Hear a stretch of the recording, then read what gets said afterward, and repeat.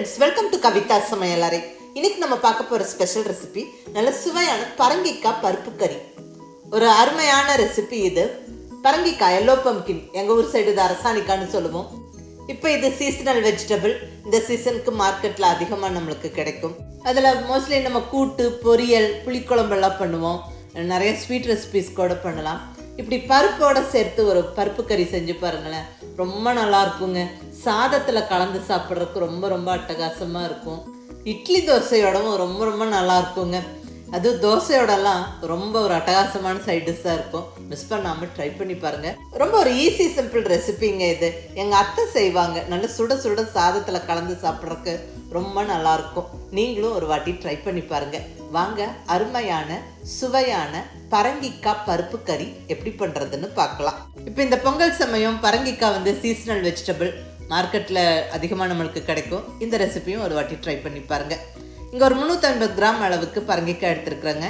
இப்போ இதில் உள்ளே இருக்கிற அந்த விதை பகுதி, அந்த மேலே தோல் பகுதியெல்லாம் எடுத்துகிட்டு சின்ன சின்ன பீசஸாக கட் பண்ணி வச்சுருக்கிறேன். ரொம்ப பொடியாக இல்லை, ஓரளவுக்கு இந்த சைஸ் பீசஸாக. இப்போ இது வெயிட்டில் பார்த்திங்கன்னா ஒரு 200 கிராமுக்கு மேலே இருக்குங்க. இதுக்கு ஒரு 1/4 கப் அளவுக்கு துவரம் பருப்பு எடுத்துருக்கிறேன். பருப்போட குவான்டிட்டி நம்மளுக்கு இந்த அளவுக்கு சேர்த்தா போதும். காயோட குவான்டிட்டி தான் அதிகமாக இருக்கணும் இங்கே. ஸோ பருப்பு ஒரு 1/4 கப்பு. அரசாணிக்காய் கிட்டத்தட்ட ஒரு 250 கிராம் எடுத்து வச்சுருக்குறேங்க. ஃபஸ்ட்டு ஸ்டெப்பாக பருப்பை குக்கரில் சேர்த்து நல்லா ஒரு 2-3 வாட்டி கழுவி எடுத்து வச்சுருவோம். பாருங்கள், குக்கரில் சேர்த்தாச்சு. நல்லா ஒரு 2 வாட்டி கழுவி எடுத்து வச்சுட்டேன். இப்போ இதில் அந்த சின்ன சின்ன பீசஸாக கட் பண்ணி வச்சிருக்கிற அரசாணிக்காய் பரங்கிக்காவை கம்ப்ளீட்டாக சேர்த்துருவோம். அடுத்ததாக ஒரு பெரிய தக்காளியை சின்ன சின்ன பீசஸாக கட் பண்ணி சேர்த்துருவோங்க. அடுத்ததாக ஒரு 10 சின்ன வெங்காயத்தை சேர்த்துருவோங்க. கூடவே 2 பல் பூண்டு. பூண்டோட சைஸு கொஞ்சம் பெருசு பெருசாக இருக்குது, அதனால் நான் ஒரு 2 பல் பூண்டு சேர்த்துக்கிறேன். சின்னதுன்னா இன்னும் கொஞ்சம் அதிகம் சேர்த்துக்கோங்க.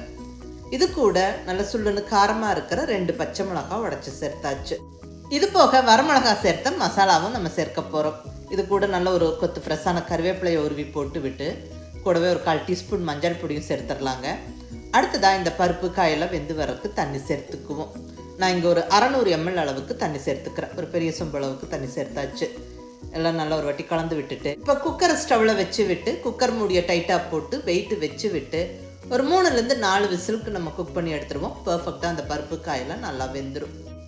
குக்கர் விசில் அந்த வெந்துகிட்டு இருக்கிற அந்த டைம் கேப்பில் நம்ம இந்த பருப்பு கறிக்கு நல்ல ஒரு மசாலாவை வறுத்தரைக்கிறோங்க. இப்போ இங்கே ஸ்டவ்வில் ஒரு பேன் வச்சாச்சு. பேன் சூடானதுக்கப்புறம் 1 டீஸ்பூன் அளவுக்கு எண்ணெய் சேர்த்துக்கிறேன். இதில் ஃபஸ்ட்டாக நான் சேர்க்கிறது பெருங்காயம். 2 சின்ன பீஸ் பெருங்காயம், கட்டி பெருங்காயம் சேர்த்துக்கிறேன். இது லைட்டாக அந்த ஆயிலில் பொரிஞ்சு வரட்டும். அடுத்ததாக ஒரு 2 டீஸ்பூன் அளவுக்கு கடலைப்பருப்பு ஒரு ஃபியூ செகண்ட்ஸ் வறுத்து விட்டுட்டு இப்போ இதில் 1 டேபிள் ஸ்பூன் அளவுக்கு வர கொத்தமல்லி, 1/4 டீஸ்பூன் அளவுக்கு வெந்தயம். வெந்தயம் கொஞ்சமாக சேர்த்தா போதுங்க, பட் மிஸ் பண்ணாமல் சேர்த்துக்கோங்க. டேஸ்ட்டும் வாசனையும் நல்லாயிருக்கும், நல்லதும் கூடங்க.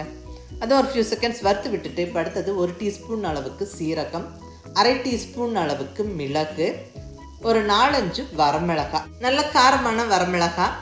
நம்ம இங்கே அரசாணிக்காய் சேர்த்து இந்த பருப்பு கறி செய்கிறோங்க. அதில் ஒரு சின்ன ஒரு இனிப்பு சுவை இருக்கும்.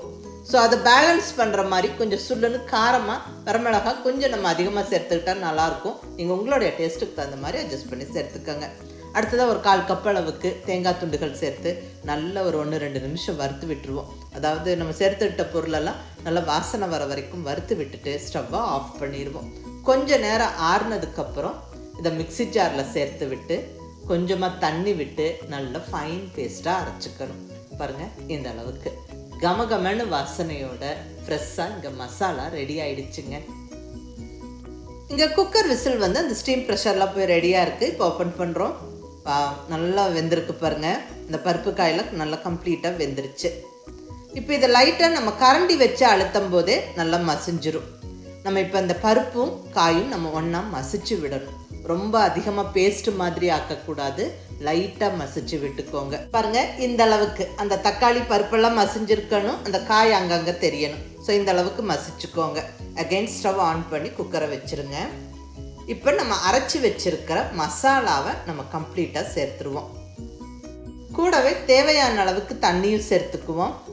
அடுத்ததாக புளி தண்ணி சேர்த்துடலாங்க. ஒரு நெல்லிக்காய் சைஸ் புளியை ஊற வச்சு கரைச்சி எடுத்து வச்சுருந்தேன். அந்த புளி தண்ணியை இப்போ கம்ப்ளீட்டாக சேர்த்தாச்சு. நல்லா கலந்து விட்டுருவோம். அதாவது வெந்த பருப்பு, காய், மசாலா, புளி தண்ணி எல்லாம் ஒன்றா பிளெண்ட் ஆகட்டும். இப்போ இதில் தேவையான அளவு உப்பு சேர்த்துருவோம். நான் இங்கே கல் உப்பு சேர்த்துக்கிறேன். எல்லாம் நல்லா ஒரு வாட்டி கலந்து விட்டுருவோம். இப்போ இந்த ஸ்டேஜ்லேயே பொடியாக நறுக்குன்னு கொத்தமல்லி இலை கொஞ்சம் சேர்த்துருவோங்க. எல்லாம் நல்லா கலந்து விட்டு நல்லா கொதிக்க விடுவோம். நல்ல ஒரு ஃபுல் பாயில் வர்ற வரைக்கும் நல்லா இதை கொதிக்க விட்டுட்டு தாளிப்பு சேர்க்கணும். பாருங்கள், நல்லா கொதிக்க ஸ்டார்ட் ஆகிடுச்சு. இப்போ நம்ம தாளிப்பு ரெடி பண்ணிடலாம். இங்கே ஸ்டவ்வில் தாளிப்பு கரண்டி வச்சாச்சு. இதில் ஒரு 2 டீஸ்பூன் அளவுக்கு எண்ணெய் சேர்த்துக்கிறேன். எண்ணெய் கொஞ்சம் சூடானதுக்கப்புறம் 1 டீஸ்பூன் கடுகு உளுந்தம்பருப்பு போட்டு நல்லா பொரிய விட்டுறலாம். கடுகு உளுந்தம்பருப்பு நல்லா பொரிஞ்சதுக்கப்புறம் 2 வரமிளகாவை உடச்சி சேர்த்துருவோம். கூடவே ஒரு 4-5 சின்ன வெங்காயத்தை சின்ன சின்ன பீசஸாக கட் பண்ணி போட்டு விட்டு நல்லா வதக்கி விட்டுருவோம். அந்த வெங்காயம் நல்லா கொஞ்சம் கலர் மாறுற வரைக்கும் வதங்கட்டும். ஃபைனலாக ஒரு கொத்து ஃப்ரெஷ்ஷான கருவேப்பிலையை போட்டு நல்லா பொரிய விட்டுறலாம். அவ்வளோதாங்க, தாளிப்பு ரெடி ஆயிடுச்சு. இனி ஸ்டவ் ஆஃப் பண்ணிவிட்டு இந்த தாளிப்பு எடுத்து கொதிச்சிட்ருக்கிற குழம்புல சேர்த்துருவோம். தாளிப்பு சேர்த்து ஒரு ஃபியூ செகண்ட்ஸ் கொதிக்க விட்டுட்டு நல்லா கலந்து விட்டுட்டு ஸ்டவ்வை ஆஃப் பண்ணிடலாம்.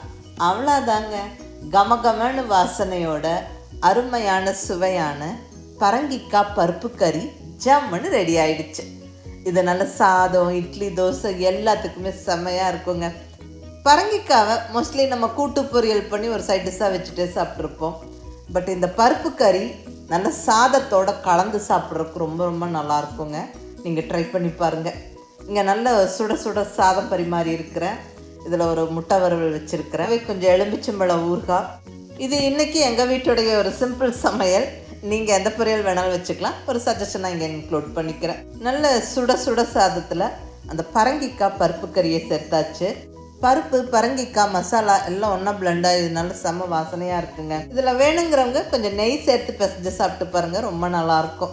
நல்ல சுட சுட சாதத்தில் இந்த பருப்பு கறி செம்ம டேஸ்ட்டாக இருக்குங்க. மிஸ் பண்ணாமல் ட்ரை பண்ணி பாருங்கள். இது இட்லி தோசைக்கும் நல்ல காம்பினேஷனாக இருக்குங்க. குயிக்காக டக்குன்னு பண்ணிடலாம். இப்போ பரங்கிக்காய் சீசன், மிஸ் பண்ணாமல் இந்த ரெசிபியை ஒரு தடவை ட்ரை பண்ணி பாருங்கள், ரொம்ப நல்லாயிருக்கும். கண்டிப்பாக செஞ்சு பார்த்துட்டு எப்படி இருந்ததுன்னு உங்கள் ஃபீட்பேக் சொல்லுங்கள். பிடிச்சிருந்தால் லைக் பண்ணி, ஷேர் பண்ணி, கமெண்ட் பண்ணுங்கள்.